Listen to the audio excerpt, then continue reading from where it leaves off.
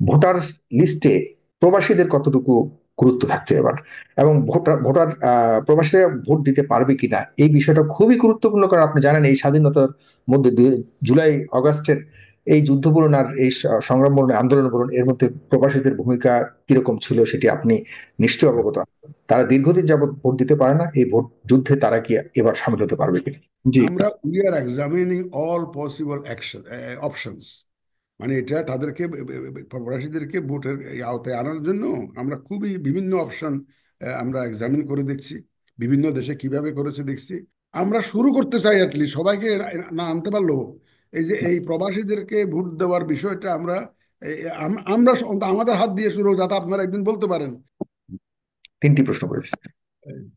আপনি আপনি এক এক নম্বর জানতে চেয়েছেন যে আগের তুলনায় এবার ভোটে আপনাদের জি পক্ষ জি, থেকে বড় ধরনের দেখেন দেখেন এবার আমরা যেটা সিদ্ধান্ত নিয়েছি, আমরা জনগণকে সাথে নিয়ে কিন্তু আমি একটা সোশ্যাল মুভমেন্ট লঞ্চ করার চেষ্টা করছি। এটা অলরেডি ঘোষণা দিয়েছি আমি প্রথম দিন সাভারে সেদিন উদ্বোধনের দিন। আমরা মানুষের মধ্যে একটা জাগরণ সৃষ্টি করতে চাই যে হুম, কেউ যাতে কেন্দ্র দখল করতে না পারে, কেউ যাতে ভোটের বাক্স দখল করতে না পারে, বিশৃঙ্খলা সৃষ্টি করতে না পারে। আমরা জনগণকে সেভাবে উদ্বুদ্ধ করার জন্য একটা বিশাল ক্যাম্পেইন নিয়ে যাব। হুম, ক্যাম্পেইন সৃষ্টি করে এটা আগে ওইভাবে কিন্তু কেউ করে না, শুধু আইনশৃঙ্খলা বাহিনীর উপরে নির্ভর করেছে। আমরা আইনশৃঙ্খলা বাহিনী তো থাকবেই, সাথে জনগণের একটা সাপোর্ট যাতে আমরা পাই। এটা হচ্ছে যে ভাই, আমি সেদিন বলেছিলাম ওই যে সাভারে, দেখেন আমরা একটা জায়গা জমির অধিকার প্রতিষ্ঠার জন্য কিন্তু অন্যদেরকে ঠেকানোর চেষ্টা করি। সুতরাং আমার অধিকারটা যাতে অন্যরা হরণ করতে না পারে, সুতরাং এখানে একটা আমার পার্টিসিপেশন থাকা দরকার। আমি জনগণকে সাথে নিয়ে কাজটা করতে চাই। We hmm. Are trying to mobilise the entire nation, যাতে এই ধরনের যাতে কোনো বিশৃঙ্খলা অবস্থা সৃষ্টি করতে না পারে। সে একটা একটা একটা নতুন একটা একটা একটা দিক এটা।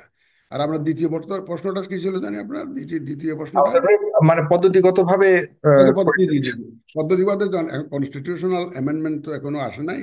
আমরা জানি না কোন কোন পদ্ধতিতে, আমরা আগের পদ্ধতিতেই চিন্তা করছি, সেইভাবেই এগিয়ে যাচ্ছি। এখন আমি যে মাননীয় প্রধান উপদেষ্টা যেটা বলেছেন যে রাজনৈতিক দলগুলো যেগুলো রিফর্ম প্রপোজালে এগ্রি করবেন, তারা তারা একটা চার্টারের মতো করে, ও 91-এ যেরকম হয়েছিল, ওই যে হুম, সব দলগুলো এগ্রি করে, যেমন জাস্টিস শাহাবুদ্দিন আহমেদ সাহেব, উনি হুম, কেয়ারটেকার চিফ হয়ে ইলেকশন করার পর আবার চিফ জাস্টিস হিসেবে ব্যাক করেছিলেন, যেহেতু সব রাজনৈতিক দল এক হয়ে তারা সম্মতি দিয়েছিল। বা জাতীয় ঐক্য হলে, কনসেনসাস হলে, রাজনৈতিক দলগুলোর মধ্যে কনসেনসাস হলে এনিথিং ক্যান বি ডান। এখন যদি তারা যদি রাজি হয়, তারা এটা বড় করতে পারে। এখন আমরা যেটা করতেছি কোনো প্রপোর্শনাল রিপ্রেজেন্টেশনের বিষয় চিন্তা করছি না। আমার বিদ্যমান যে সিস্টেম আছে 300 আসনে ইলেকশন হবে, আমরা সেইভাবে কিন্তু প্রস্তুতি নিচ্ছি। তার কারণ বড় রিফর্ম করে তারপরে আমরা ইলেকশন করব, সেটা আমাদের যে গিভেন যে টাইম লাইন। মনিটরিং সিস্টেমটা কি আপনারা কোনো ধরনের মানে খুব একটু যেমন প্রযুক্তিগত বিষয়গুলি কি আপনারা ইয়ে করছেন কিনা, ইমপ্লিমেন্ট করছেন কিনা, যেমন ইভিএম এর কোনো সুযোগ থাকছে কিনা, এবং মনিটরিং এর মধ্যে সিসি ক্যামেরা লাগানোর কোনো ধরনের ইয়ে করছেন কিনা, এই ধরনের কোনো জি, আমরা সিসি ক্যামেরাটা আমরা বিবেচনায় রাখছি। ইভিএম এর ব্যাপারে আমাদের পরামর্শ হচ্ছে, দেখেন হিউজ ইনভেস্টমেন্ট করে অনেকগুলো ইভিএম প্রকিউর করা হয়েছে। এর মধ্যে অনেকগুলো নষ্ট, অনেকগুলো রিপেয়ারেবল, অনেকগুলো রিপেয়ারেবল না। এগুলা storage has become a big problem, headache for us. এরা চিন্তা করে না যে এগুলা রাখার জায়গাটা কোথায় হবে। আমরা দেখছি যে আমাদের অফিসের বারান্দায় বারান্দায় পড়ে আছে অনেকগুলো ইভিএম। তারপরে আপনার বিএমটিএফ এ অনেকগুলো ইভিএম পড়ে আছে, তারা আবার এখন ভাড়া দাবি করছে আমাদের কাছে। এই যে এই জিনিসগুলো তারা চিন্তা ভাবনা না করে কিন্তু they have jumped into this EVM scheme. তো এটা তো ইভিএম এর দোষ না রে ভাই। এটা এখন ইভিএম মেশিনটা আনার পরে তো ফেলে রাখছে। আর ইভিএম এ যখন আপনি বাটন প্রেস করবেন, যদি কেউ যদি গায়ে জোর করে আপনার বাটনটা যদি তার মার্কায় চাপ প্রেস করাই দেয়, এটা তো নির্বাচনী পরিবেশ যে এনশিওর করতে না পারার কারণে এটা হয়েছে। এটা মেশিনের দোষ দিয়ে তো আর লাভ নাই। আমরা এই যে EVM use altogether for future বাদ দেওয়ার পক্ষে নই। যেহেতু আমাদের কাছে কতগুলো আছে, আমরা হয়তো মেবি মেবি আমরা will examine the possibility of using EVM in the local election, F U local election, so that যেগুলো ভালো আছে এগুলো যাতে আমরা ইউটিলাইজ করতে পারি, এই টাকাটা যাতে একদম টোটাল ওয়াস্টেজ না হয়। ওকে। লোকাল ইলেকশনে যদি সম্ভব এই অপশনটা আমরা রাখতে চাই।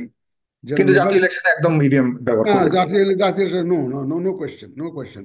এই ওকে। লোকাল ইলেকশনে যদি আমাদের ক্যাপাসিটিতে যদি কোলায়, মেশিনগুলো যদি ভালো থাকে এবং ইউজেবল হয়, প্রযুক্তিগত সমস্যা না হয়, তাহলে আমরা হয়তো we may consider using those in some of the local local জায়গায় না, ইলেকশনস। কিছু কিছু জায়গায় করবে। কিছু কিছু জায়গায় সেটা এটা করবে। প্রবাসীদের ভোটের ব্যাপারে স্যার কোনো সিদ্ধান্ত নিয়েছে? প্রবাসীদের ভোটের ব্যাপারে দেখেন, আমরা প্রথম থেকে এটা নিয়ে এক্সারসাইজ করছি, বিভিন্ন বিভিন্ন দেশের অভিজ্ঞতা নেওয়ার চেষ্টা করছি। দেখেন কতগুলো জিনিস বুঝতে হবে।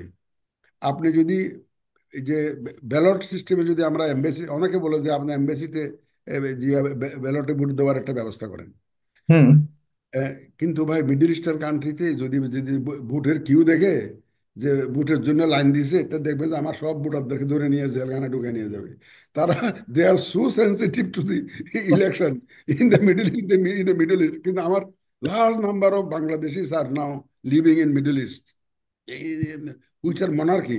সিস্টেম বের করা সম্ভব, তারা ফোনের মাধ্যমে দিতে পারে, না তারা আমি বলছি, বহু আপনাকে মাধ্যম বলছি, আছে, তারা ব্যালট মেইল মেইলের মাধ্যমে দিতে পারে, চিঠির মাধ্যমে দিতে পারে, সবার তো আমি একটা বলছি, আইডি আছে। বাংলাদেশের মানুষের কিন্তু আইডি দুটো থাকতে পারে, কিন্তু প্রবাসে যারা থাকে তাদের কিন্তু আইডি দুটো নাই।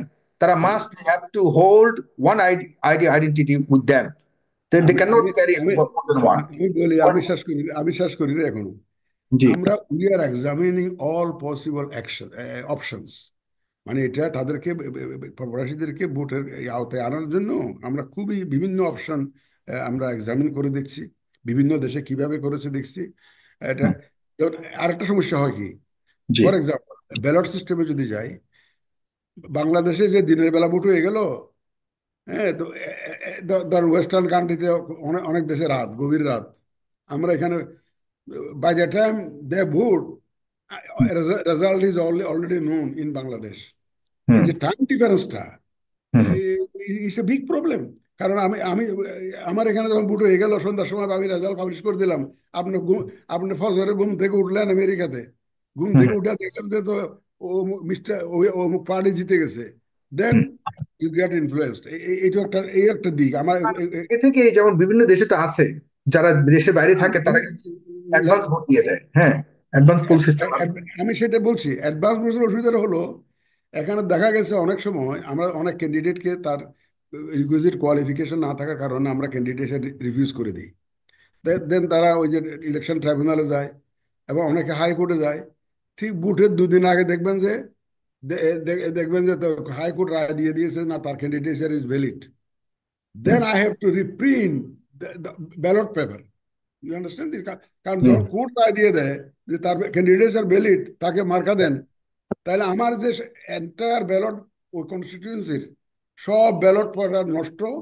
আমাকে এই রাতারাতি ব্যালট পেপার ছাপাইয়া তার বুথের ব্যবস্থা করতে হয়।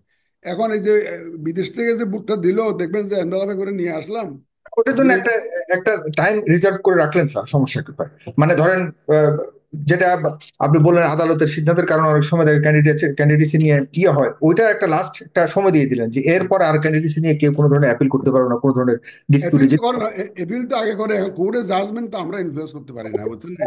ওরকম একটা ইয়ে নিয়ে দিলেন, নিয়ে নিলেন এখন যে কোর্টের জাজমেন্টটা তো ফর দ্য আমি, সেক অফ প্রবাসী ভোটার্স আমি বলতেছি। হ্যাঁ, আমরা কোর্টের জাজমেন্টটা তো আমরা ইমপ্লিমেন্ট করতে পারি না। আরেকটা জিনিস আছে, হুম। এই যে ইভেন ইভেন দেখবেন যে ওই আমেরিকাতে আপনারা দেখেছেন ওই যে প্রেসিডেন্ট ট্রাম্প, ওনাদের যে নেভেল বেস গুলো আছে, ওদের যে আর্মিদেরকে ভোট দিতে গিয়ে ওনার অনেক কোয়েশ্চেন আমেরিকাতে অ্যারাইজ করেছে। তো এই জন্য প্রবাসীদেরকে ভোটের আওতায় আনার জন্য আমরা সব ধরনের অপশন নিয়ে পরীক্ষা নিরীক্ষা চালাচ্ছি। আমরা সব ধরনের পরীক্ষা নিরীক্ষা চালাচ্ছি, অনেকগুলো অপশন নিয়ে আমরা ডিজিটাল সিস্টেমে নেওয়া যায় কিনা সেটাও আমরা ভাবছি। জি। আমাদের পেয়েছি যে মেক্সিকোতে এবং ইয়েতে এস্তোনিয়াতে বোধহয় তারা ডিজিটাল সিস্টেমে করে, সেটা করা যায় কিনা এখন ভাই। All options will depend on the political parties.